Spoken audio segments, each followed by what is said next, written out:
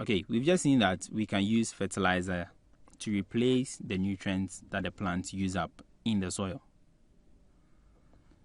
Now, when we overuse the fertilizer, it also has its harmful side effects.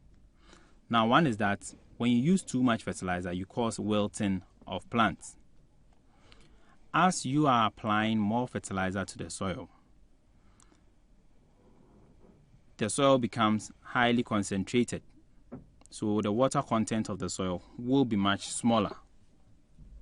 Now, water will then leave the plant and then go into the soil by osmosis.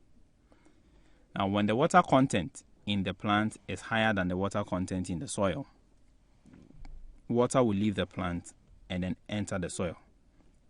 This will result in the wilting of the plant. The plant loses water and then wilts, just as we can see the leaves here. So when you apply too much fertilizer, you cause wilting of plants. Another effect is eutrophication. Eutrophication.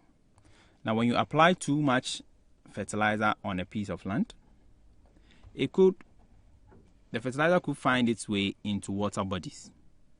Now, as the fertilizer, the nitrogen and then the phosphate, the nitrates and phosphates find their way into the water bodies, they pollute the water bodies. How do they pollute the water bodies? Green algae start developing on the surface of the water. So over here, you see the surface to be green because algae have developed on the surface of the water. When they develop on the surface of the water, they reduce the penetration of light.